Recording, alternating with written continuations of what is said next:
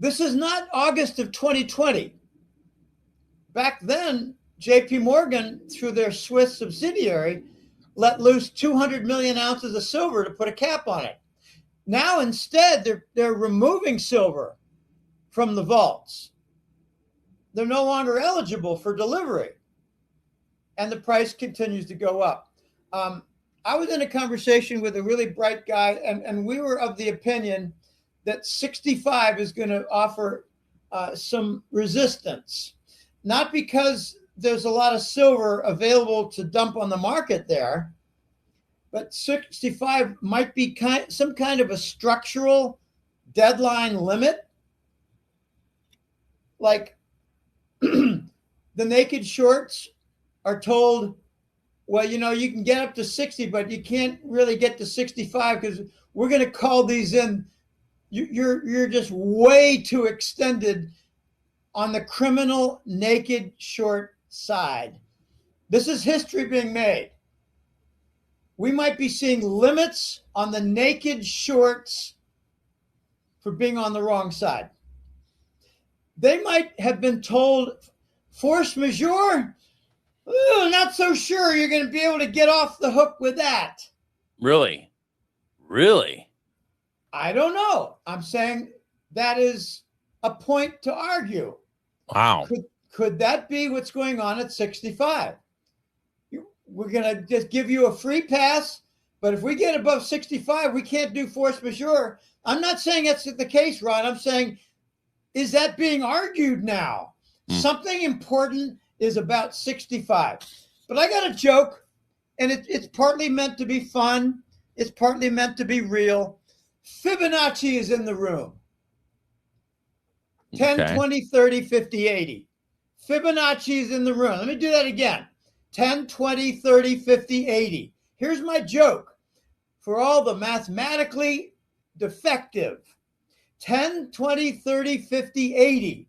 What's next? 10, 20, 30, 50, 80.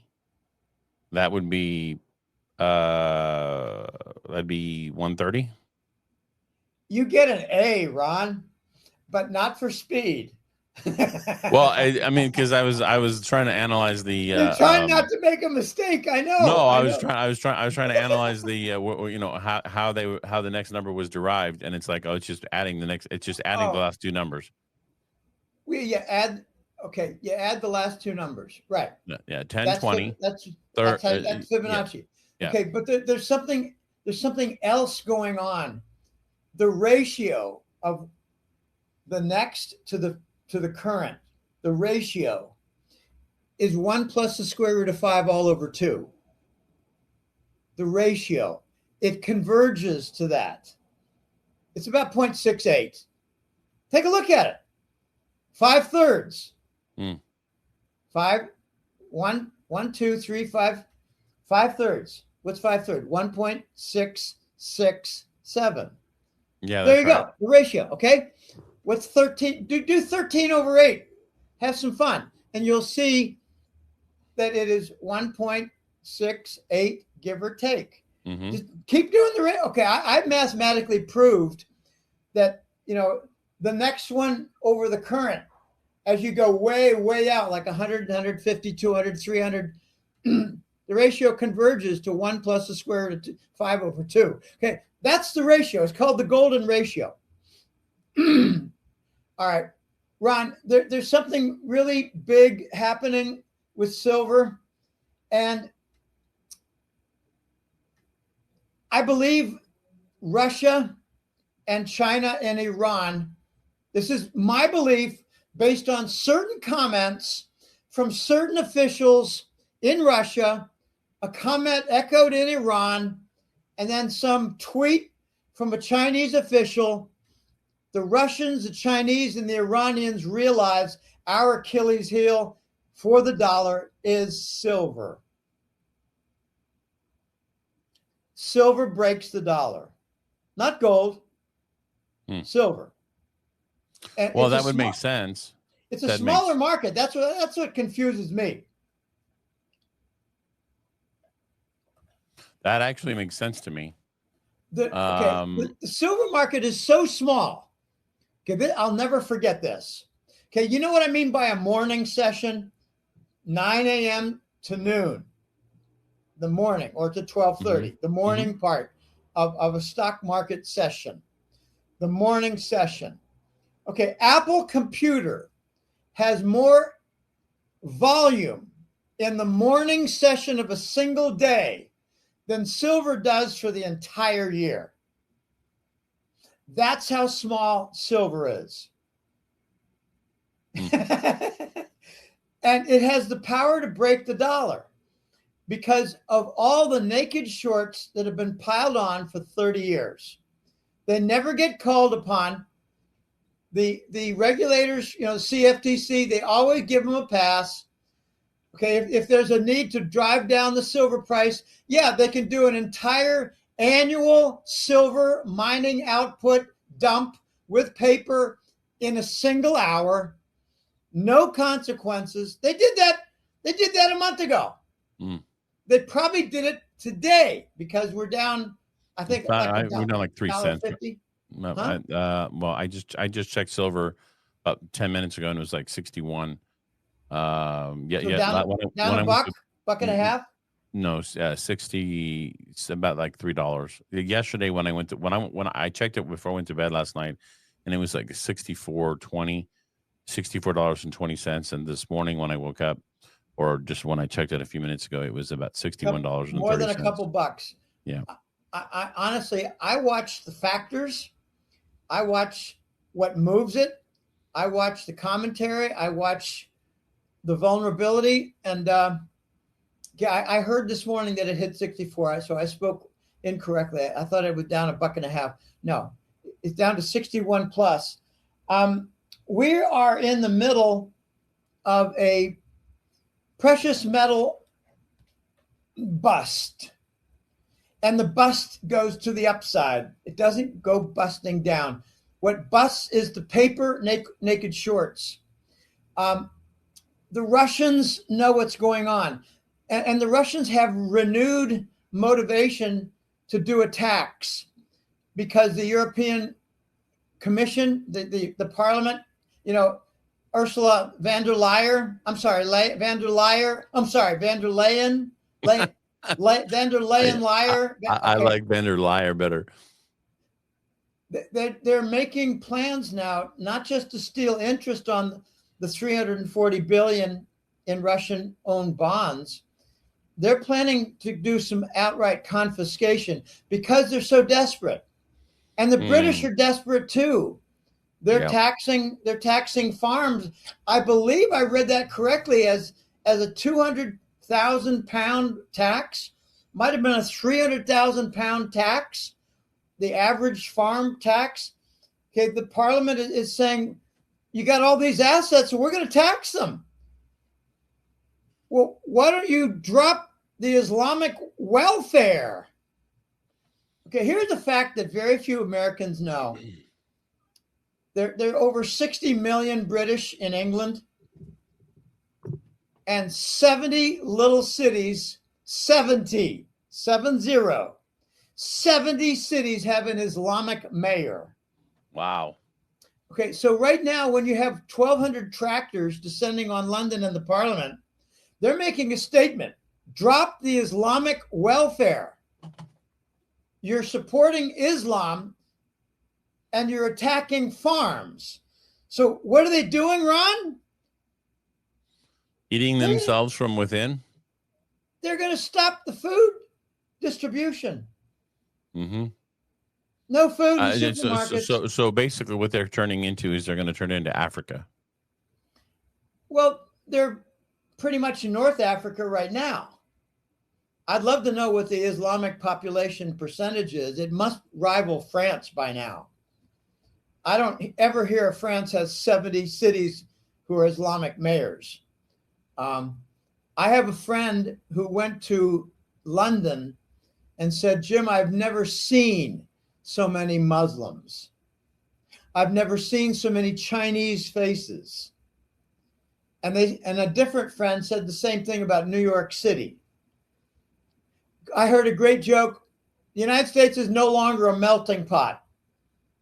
It's a chamber pot. You know what a chamber pot is? Oh, yes, I do. The chamber pot is what you take a leak in. And, you know, this is for like 200, 300 years ago. They didn't have bathrooms. So they didn't want to go out to the outhouse and take a dump. Not at night. No, not at night, and not at, 4:30 in the morning when, you really couldn't hold it back anymore. So you go to the chamber pot, and it's a big, big pot, this kind of diameter, and you take a dump in it. I would love to know what they used for toilet paper back then. I would love to know because anyway, I don't want to talk about that.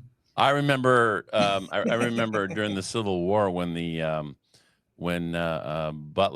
Benjamin Butler, who was a general, he was the governor of New Orleans when the North kind of took over New Orleans. All the women in the quarter, whenever the Union soldiers would walk by, they dumped their chamber pots on them. Oh my gosh! Yeah. So he put in a general order, and he said any woman who does that to a Union officer or soldier is going to be treated basically like a hooker, and you're going to be treated accordingly. And hookers weren't illegal. I thought you were going to say an enemy combatant, prostitution or whatever, but whatever. That wasn't illegal back then. I'm just saying that's what he said. Now, maybe I don't know how to determine. They'd whip them. Yeah. I thought you were going to refer to something that would bring about a hanging. No, I don't think it was going to be a capital punishment, but certainly they were going to get some sort of punishment. Well, let's be real. The chamber pots that were the chamber pots that could be hurled would usually be urine. Oh yeah. Okay. All right. So it was a yellow rain. Okay. Let's get off that. I know it. Moving on. Hey, this is Untold History, right? My channel's Untold History, so we can inject a little historical humor in there. Well, okay. Silver is the Achilles heel. I don't see any upside limit. And I did a show recently where the host said to me, Jim, do you see $100 in the next 2 or 3, 4 months? I said, yes, I don't see anything stopping this. There's no metal to stop it. The bidding is strong. And there's a lot of bad financial analysis out there. They're saying that silver is going up because of golly, I forgot. It was so stupid what they said that I forgot. What are some of the things that they say? Why is silver going up? I countered by saying, no, it's the U.S. government debt. No, it's solar demand. No, it's military demand for missiles. No, it's not. Yeah, it has not reached its industrial need yet. There's an annual silver deficit. It's been going on for 10 years. Ron, I think what they were saying is that there's trouble in the treasury bond land. So silver is taking a big bid. Well, yeah, but that's only one of 5 factors. When people tell me, Jim, is it time to sell at 50 and 55? I say, well, here's a checklist. Is the U.S. government debt resolved? No.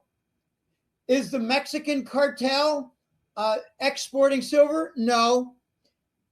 Is the paper silver game still at work? Yeah. Has it been fixed? No. Is there a recognition that silver is in deficit and is an Achilles heel for the dollar? Yes. I said, okay, look, until you get a change in these 6 things, silver just continues going up, and so does gold. So when you see a big move like this in a correction, a sell-off, it's time to buy. The thing is not going to go down to 52. It's not going to go down to 55. I don't think it's going to go down to 58. I'd be really surprised if it went down to 59 as a handle. But, that's where you have to guess a bit.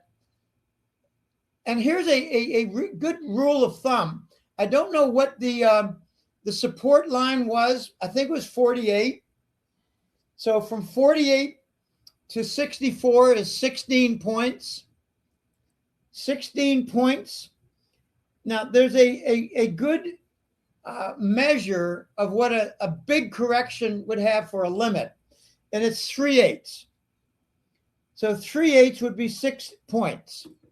So 64, well, there's your 58. Okay, we could go down to 58 possibly, but I really believe that anything under 60, traders are going to jump on because there's no silver. Now, when I say 3/8 is a normal correction for a good size correction after a huge move up, that's in a real market. We don't have a market. No. We don't have any silver. We don't have any silver. So it's unobtainium. And JP Morgan, I'd love to know, hey, JP Morgan, what are you going to do with those 24 million ounces? Are you going to drop them on the market to make a market? Or are you going to remove it quietly and say it got sold and lie? Because they can lie. They're allowed to lie. In fact, they can make false financial reports. I don't know if it was the financial regulatory bill of 2008, Dodd-Frank. I believe that's where it was. They are permitted to lie and issue false financial reports for national security reasons. Okay, it's not Patriot Act. It was after that. Okay, so they could lie about what happened to the 24 million ounces. I think they hoard them. I think they distribute them to the other Wall Street banks and they don't allow it to get to the market.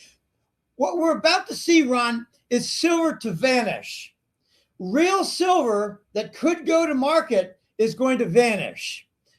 Let me give you a couple examples. First Majestic. They're one of my favorites. What's his name? Neumeyer? I think the CEO is named Neumeyer. You can check that if you wish. But First Majestic. They have been the most rebellious of all the silver producers.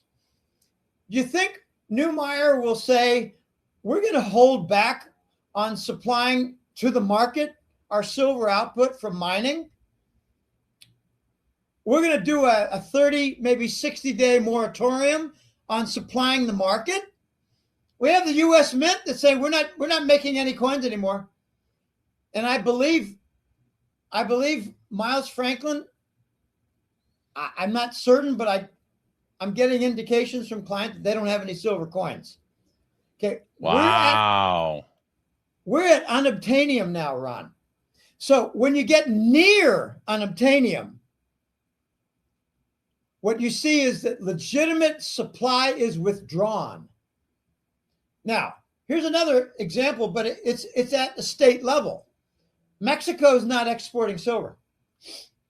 And I think it's just a matter of a month or two where they say to China, we're not going to even supply you silver concentrate. We're going to keep it home.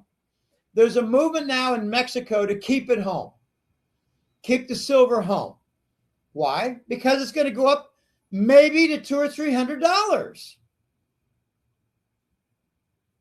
This is really I don't doubt that at all. I found the I found this here. It says because I asked, I said, I heard the Fed is going to start printing again under a different name than QE, and it says yes. The Federal Reserve has recently signaled a shift that looks a lot like money printing again under a different name and framework. It's called Reserve Management Purchase, RMPs. Instead of QT, the Fed announced it will begin buying short-term Treasury bills, about $40 billion per month, starting around December the 12th. So that's today. It's interesting that coincides with their failed auctions. Yeah. The auctions are not having good attendance. They've had 2 or 3 in the last few months that have been wretched. Okay, this is going to go on and on. I'd like to make a point that I included in the November report for golden-jackass.com. 10 years ago, the silver price was about a third of what it is now.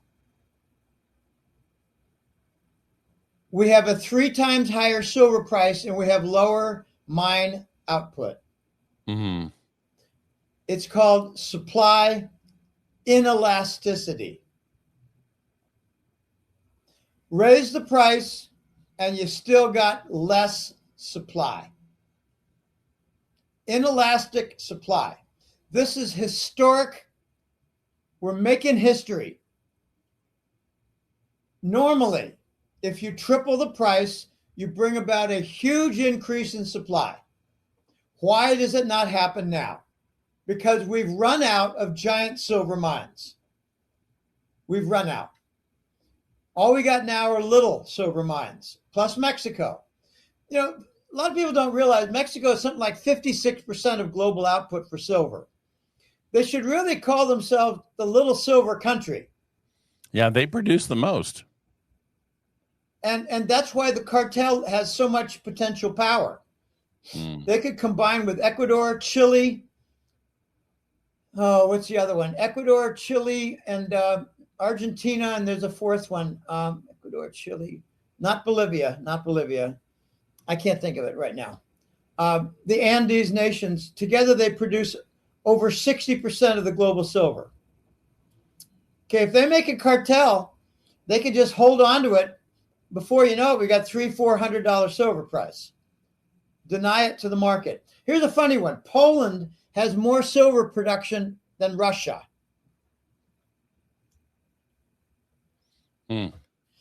Poland just got a couple giant mines.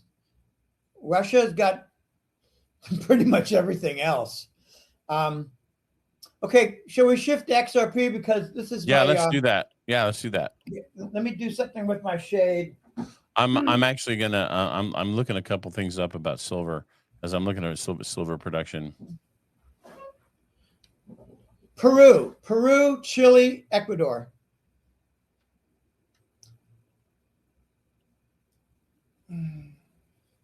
Argentina is small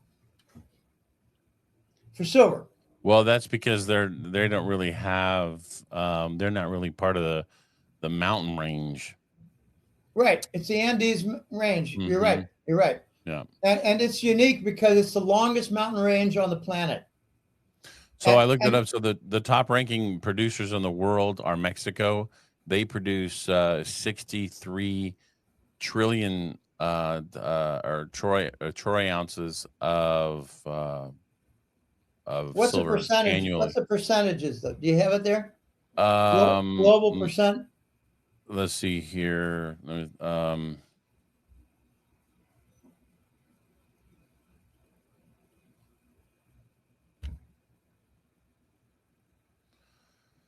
Let's see. So it's going to be Mexico is 24%, almost a quarter of the world. China is 12.9. Peru is 12.2. Bolivia 5. Poland is 5. Russia is 4.7. Chile 4.7. My 56 is the Andes. United States, United States is 4.3. So if tiny. You combine Mexico, Peru, Bolivia, Chile. and Chile, that's let's see, 5, 10, 22. Yeah, you're looking at almost half of the world's production. Right. In that area. Yep. So they're in a position to join with China because, let's face it, Mexico is turning communist, and their biggest partner now is China. They're doing all kinds of, I think, shady deals.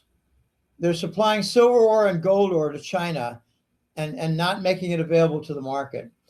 If they make a cartel, people tell me, Jim, what do you mean? Why a cartel? What do you mean? I said, do you know what OPEC is?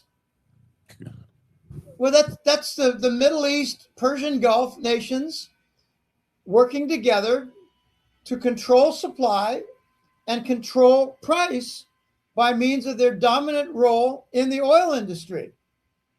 Mm-hmm. They dominate the global production of oil. Well, that's what a cartel for silver could do. I mean, we could be dealing 3 years from now with a $280 price, and it goes up $80 in a single day because the Mexican cartel makes a decision to reduce by 5% the amount that they release into the market.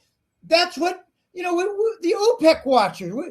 OPEC made a statement that they're going to cut back in Saudi. They're going to cut back 2% in oil production. It's just a statement, and the oil price goes up $5. Okay, that could happen to silver in the future years. That would be monstrous importance. And for those of you who don't know, OPEC is it was created back when they did the petrodollar, when they linked the dollar to the reserve currency to the oil production in Saudi Arabia, and OPEC is the Organization of Petroleum Exporting Countries. I got a trivia question for you. This is a good one. Whose idea was it to quadruple the oil price in 1973? If you're gonna ask me, I'm gonna probably say it was Kissinger. Very good. The Saudis, they said, "Are you kidding? There'll be objections." And Kissinger said, "We'll take care of all that. We'll blame it on the Arabs, but yeah." And then they had the Yom press. Well, then they did the Yom Kippur War, and then all the Arab countries got pissed off at the United States for supporting Israel, so they cut production, and that's when we got all the gas lines in the United States in the middle part of the 70s. Right. It wasn't hard to get the Arabs to go along with raising the price. I mean, who in his right mind would say, "Wait a minute, you telling me I'll get $100 billion more per year?" And they say, "No, per quarter."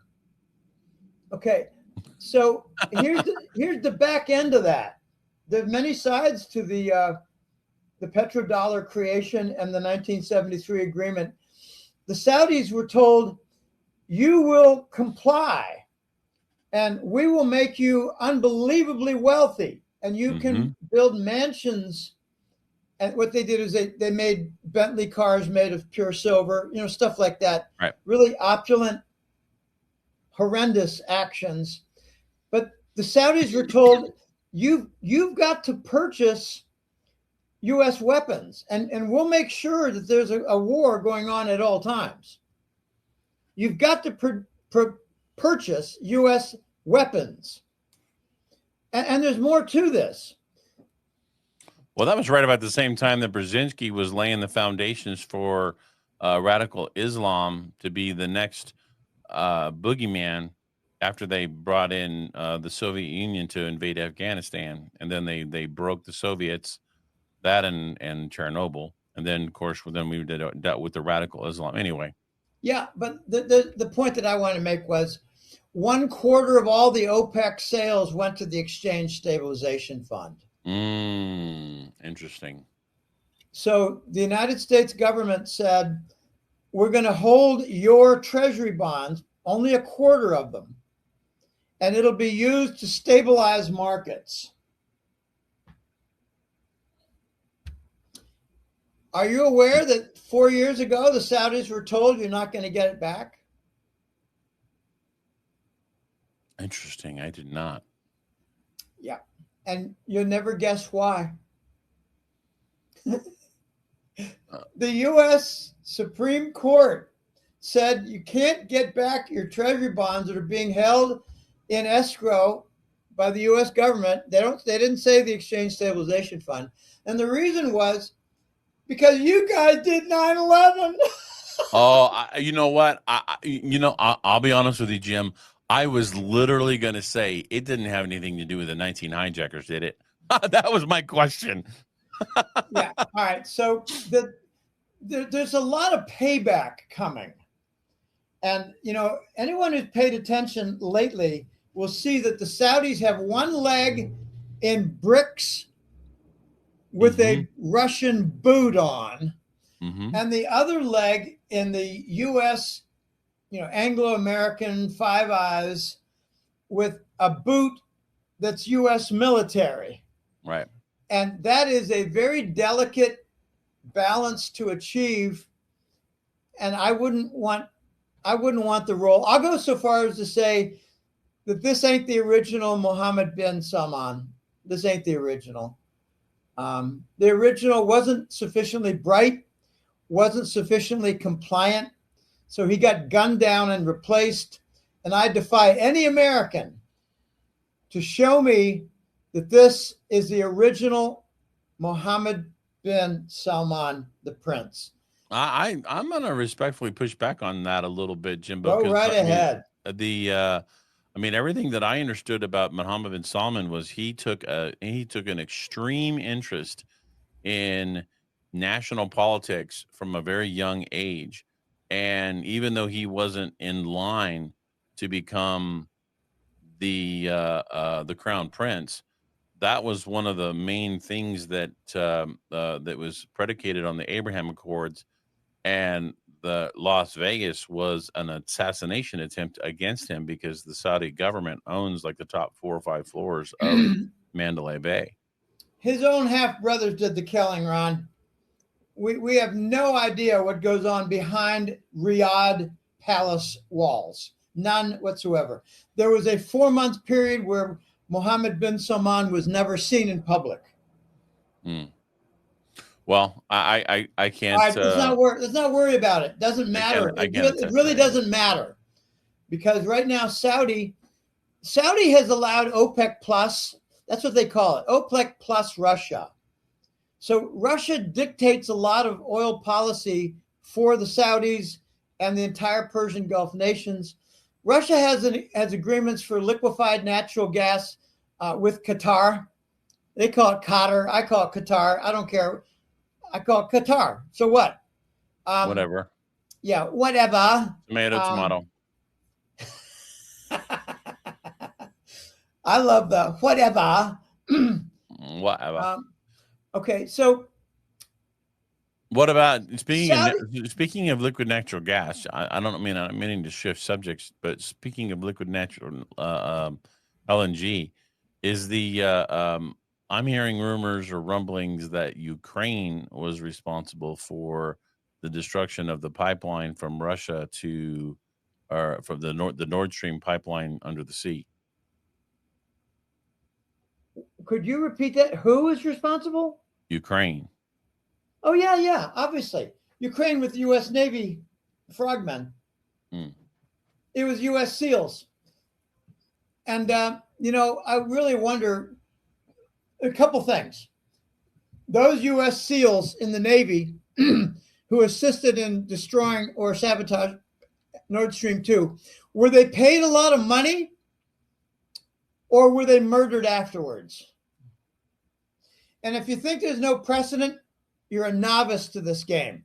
Yeah, it's called, just SEAL Team 6. Look at Lee Harvey Oswald.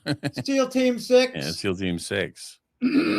The ones who supposedly captured bin Laden. Okay, yeah. I got to tell you a quick little story. It was 2003. I was working for a consulting firm in Pennsylvania.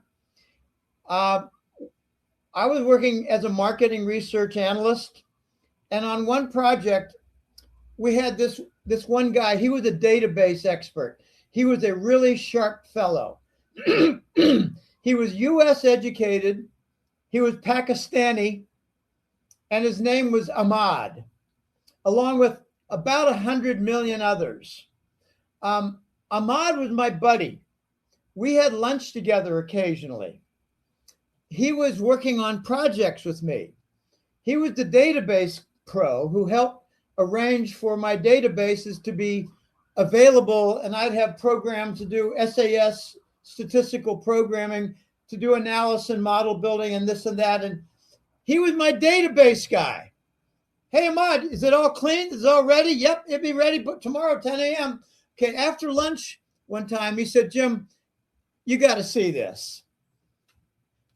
So I went to his office, and he shows me a Karachi newspaper. Karachi, Pakistan.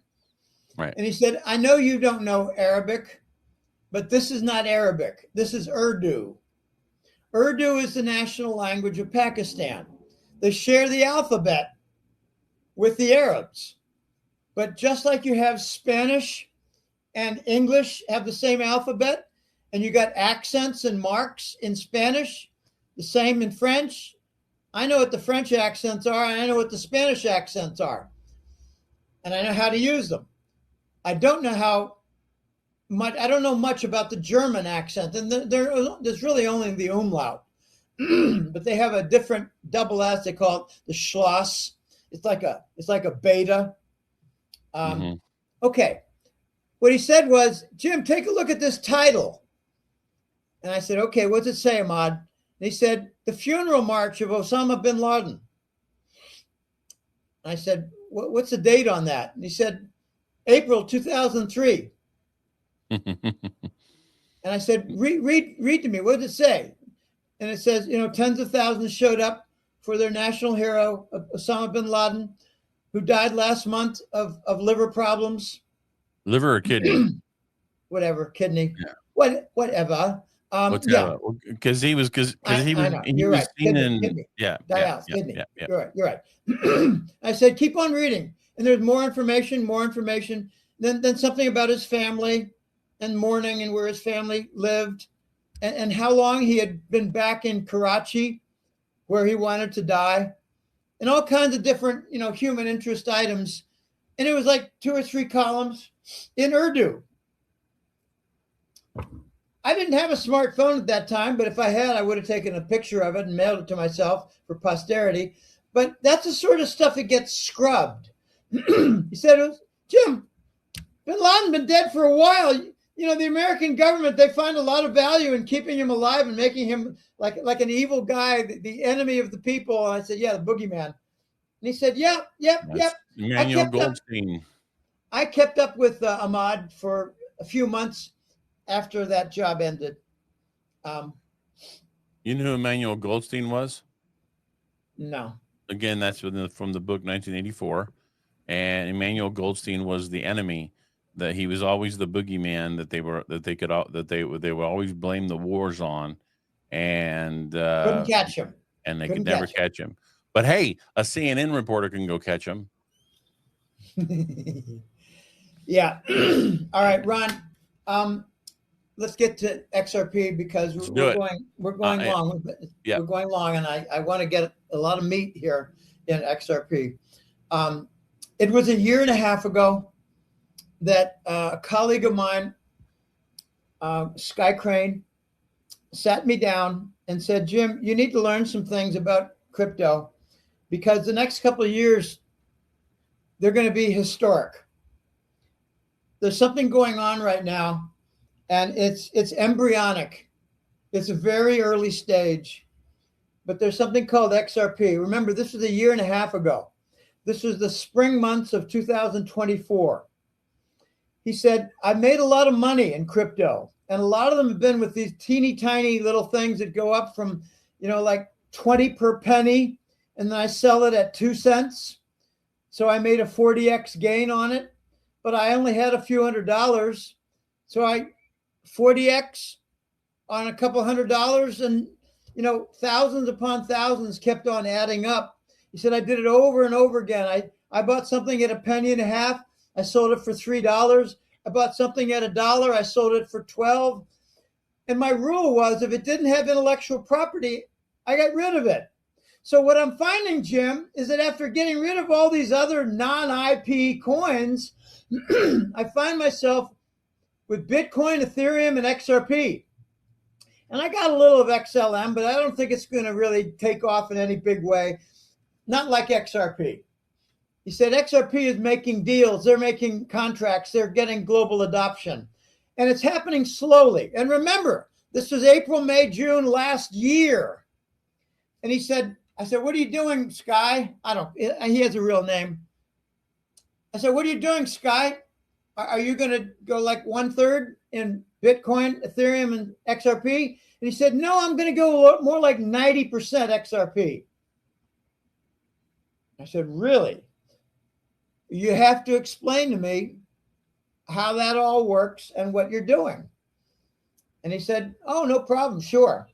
So he start talking about the bridge asset and transfers from banks to banks across borders. Talks about cross-border settlement, net trade settlement, like on a monthly basis. He said that Japan is well along. He said they're going to standardize it in Japan. This is a year and a half ago. And he said, are you aware that UAE has invested $200 million to make a crypto foundation as part of their central bank? And they're going to be doing crypto payments for the energy business in the energy sector. And that's when I started really catching on. That XRP was being used for a small percentage of energy deals with Europe and India. Then I did a consult call with a guy in Oman, and his name was also Ahmad, because there are 100 million Ahmads. And he told me that UAE has really gone in a very big way at the lowest level retail. I said, you mean like utility bills? He said, yeah, and cell phone bills and water bills. He said water bill is a big issue in the Persian Gulf, water. Electric is also, because it powers air conditioning. Yeah. Well, they use desalination plants all over the Middle East. Yeah. So I learned that small companies were being paid in XRP in UAE. And the one example he gave me was, I don't remember whether it was an electric contractor or a cement contractor. I think it was cement. But they got cement, they got glass, they got furniture, they got electric. These are the contractors. He said, yeah, Jim, I know somebody. And you said, are there any 8 to 10 story buildings where the contractors are taking XRP? And that's exactly what example I have. I think it was a cement contractor for one project. They're using XRP. I said, is this a trial basis before they use it for cross-border energy deals? And he said, I think that's the natural progression. All right, so what Sky Crane told me to do was take all of your Bitcoin and all of your Ethereum and gradually move it into XRP before the election in November of 24. He said, when Trump, he didn't say if, he said, when Trump is reelected, there's going to be a change of the guard. Gensler's going to go out. There'll be a better CFTC chairman also, and we have that with Caroline Pham. And he said, I think we're going to see a multiple move, like from 50 cents to $2, $2.25, right after the election. And that's exactly what we got. And in the following months, he didn't expect it, but it went up to 3, which just gave it a lot of ground to come back to the base of 2. All right. My friend Sky is going to retire on his XRP, and I don't want to give away anything more for privacy reasons, but he's got a goal. He knows where it must go in order for him to cash out and live out his years. He's a little older than I am, and is a good deal smarter than I am in crypto. I prefer calling it digital assets and digital technology for banking, digital finance. We got some new terms like TradFi is traditional finance. That's Wall Street and big banks, using their emails and phone calls and paper sheets. And Swift came out with a lie a little over a month ago. They said they were not going to go with XRP. They were going to, develop their own on the Ethereum rails. Good luck with that. They're going to try to develop in the next several months what XRP has been using for the last 5 years. Good luck with that. A stupid comment, a lying and deceptive comment by Swift. Swift will be eating out of Ripple's hand. Okay, this is going to be really quite big. Sky Crane continued to tell me about retail, cross-border, and Swift, the 3 tiers. And he did not expect much to happen with the low-level retail tier.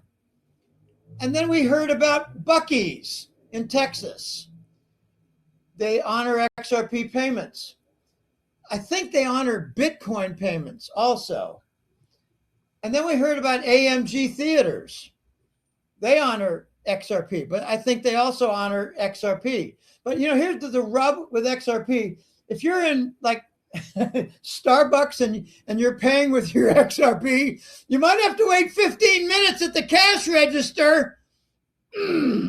Whereas with XRP, it'll be 2 to 3 seconds, maybe less. Okay, but there's more. MasterCard just signed a contract with Ripple for XRP settlement. So when I met with Sky Crane again, I said, pardon me if I'm speaking incorrectly, but is it not the case that XRP is winning the retail sector, which was not expected to happen? And he said, yeah, it's really quite amazing. On head-to-head competitive comparisons, they're winning. I said, wasn't XLM supposed to win that? And he said, yeah, they've got a good deal, but XRP is winning some big contracts. I said, okay, that's great. What's happening with cross-border? He said, well, that's going to be like 80% or more. XRP will win that. I said, that's what it was designed for, right? He said, yeah, good. You got that. I said, well, they're not going to stop there. If they're going to win the cross-border sector and they get the monopoly, semi-monopoly of it, a monopoly is, 60% or more. They're going to get better than that. They're going to get, I think, 80% of the cross-border trade, because that's what they're really working on with central bank integration. Then he said, Jim, don't expect much from SWIFT, but, surprises can happen. Yeah. They've got a string of like 10 gas stations on the side, maybe more, maybe 15 in Texas. My Texas friends say, Jim, they're gigantic. Oh, they're enormous. I think I showed you a picture of them one time. They have like over 100 pumps, and they've got one of their big sales points is that they literally have a full-time employee in each bathroom cleaning it up, so every time if you need to stop for a road break, you can use the facilities that are clean. I mean, it's all they're doing is constantly just very unusual in the United States of socialist America. Anyway, okay, what Sky Crane told me was, if SWIFT gets 5 or 10% of, if XRP gets 5 or 10% of SWIFT volume, it would be enormous. That would be a very, very big deal.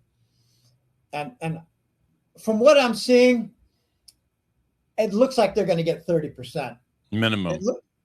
I said that I was going to go on and say that I think that is a really conservative figure. I would not be surprised if they get for the monopoly on SWIFT, because it's the fastest, because it's the cheapest, because it's the most scalable, because it's the most reliable. But, I just got to say, XLM does have its version of on-demand liquidity. Mm-hmm. And it is cheap and fast, but they have not gone out there and won markets and partners. No, they have not. Well, I mean, they have, but it's been done at a much more local level. local and like small commerce level, as opposed to institutional level. And that's what XRP and Ripple have been doing. There's a reason that, when you analyze San Francisco, I mean, San Francisco is just an absolute shithole at this point, and it's tragic, actually. But Ripple actually moved their headquarters to downtown San Francisco. Now, why would they do that if they didn't think that it was going to be? They're going to transform it. Yep. They're going to turn it around. Mm-hmm. They're going to bring about profit and distribute it and make partnerships. And it's going to be like a gigantic garden. I made a picture. It only took me about 20 minutes to make. I call it the Ripple Campus. I made a Ripple Campus, and on it is all the different subsidiaries. Okay, at the center is the bank. And I'm going to just make a statement. I think it's almost a lock that they're going to get the bank license. And my reasoning is simple. There's been a lot of accumulation on a private basis, off the market. They call it, OTC and dark pools. Some are calling it back channels. There's been a lot of accumulation by big financial firms, and I believe that's half of the deal. Ron, I think it's a handshake. It's a handshake. Ripple, can you help us get a few billion coins? Yeah, if you help us get the bank license. So that's my reasoning. There's a lot of evidence for accumulation. It's causing some problems. It's causing some, doubts among the XRP army. There are even fewer now that hold 50,000 coins or more. I'm going to make a statement that I believe that Ripple and XRP are going to get at least 60% of the SWIFT traffic. They're going to get at least 80% of the cross-border traffic. And they might get as much as 20 to 30% of the retail traffic. And they're not too concerned about that. I think they want the big players like MasterCard and ATM dispensaries, movie theaters. You notice that they're not going to the mom and pop shops for, plumbing and hardware. One thing that you kind of need to pay attention to, that I don't know if you know this, but Ripple incorporated itself out of Wyoming. And Wyoming is the only state that will allow, I believe, for crypto banks. Huh. So, well, and they did that in 2021. So they are, I mean, they organize their entity outside of, in Wyoming, but their physical location headquarters is in San Francisco, but they are incorporated out of Wyoming. That could turn out to be a very big advantage. I think Ripple is going to become part of the Wall Street Bank elite in the next 2 years. Okay. Here's context. Wyoming has actively courted crypto companies with laws that provide a clearer framework for digital assets, making it an attractive jurisdiction for entities like Ripple to register, even if their main operations remain elsewhere. And the purpose of doing this was to establish a business presence in Wyoming, taking advantage of its progressive blockchain regulations, as noted by figures like Caitlin Long.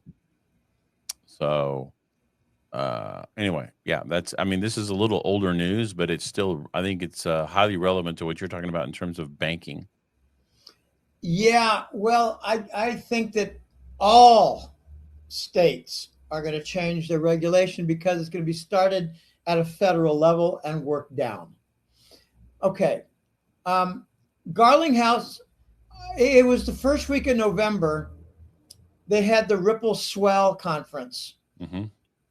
And, you can focus on details, but what I like to do is focus on details, look for information, look for, handshakes, look for agreements made. But I also like to step back. It's really important to step back. And when you do, you realize that 20 major financial firms were in attendance on panels at the Ripple Swell. Right. Here's a little interesting tidbit, and I could be reading into this. I don't know, but I'm just going to toss it out there just for food for thought. But everything Ripple does, whether it be their name or conferences that they do, or a lot of different things that they do in-house, it's all related to terms that talk about liquid or water. Water, not liquidity, not financial liquidity. Well, on-demand liquidity. Okay, liquidity is, yeah, okay. I'm not sure what you're saying. Okay, all right. I'm not sure what you're saying. I'm just going to say, is Ripple being clever using a water metaphor? Well, if you pair that up with the term "watch the water." Okay, but try to answer me. Is Ripple being clever using a water metaphor on a repeated basis? I think so. Because what is liquidity? I mean, when you look at financial flow. Right. But I mean, it uses water metaphors. I mean, the Yeah, I entire know. banking system uses water Turn the metaphors. spigot on. Yeah, Yeah. I know. A finger in the dike. Yeah. I get all that. Okay. Currency. Currency. Yep. Okay, this is very interesting because XRP, I'm just going to go on with on-demand liquidity here. Ripple and XRP remove the requirement and necessity of escrow accounts, the corresponding escrow accounts. Now, I don't know if you've noticed, Ron, but in the last 2 months, the estimate for freed up capital from corresponding escrow accounts, I first heard of it in October as being 12 to 15 trillion dollars. That's how much is being locked up for transfers of large size, bank to bank, institution to institution, across the globe, continent to continent. But in the last week, I've heard 25 trillion. 25 to 27 trillion is what I hear now that will be freed up.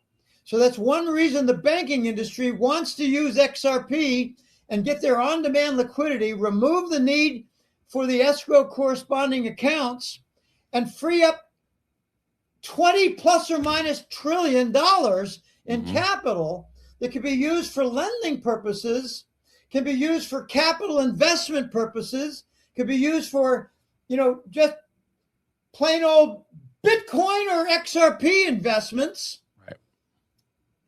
The banks have a vested interest to use XRP. And here's one of my major points, and I'm not alone. This is not going to be a 5-step transition for the macroeconomy or the microeconomy.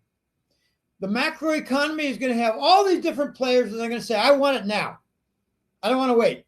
I don't want my competitors to have it where they get an 80%, 90% reduction in their transfer costs, and I don't get that. I get to watch when my business goes out and kaput. No one's going to want a competitor to have the advantage. Therefore, it's going to be a reset of done across the board. It's an argument for XRP to suddenly go 10x or 20x higher, Ron. It is an argument for it's what they call flip the switch. That's what a lot of people are calling flip the switch. I call it a sequence of gap up events. Where suddenly it's $15 or $20. And then 2 weeks later, suddenly it's $75, $80. Because it must be high in price and value in order to efficiently, they say with lower friction, all that just means is less inefficiency, more efficiency, get the job done. And Ron, we're getting the Depository Trust Clearing Corp now opening transfer windows to accommodate XRP. This is a multi-trillion-dollar business. Okay. Can I ask you a question? And I'm not asking this from the Nasara Jasara thing, because I don't necessarily subscribe to that.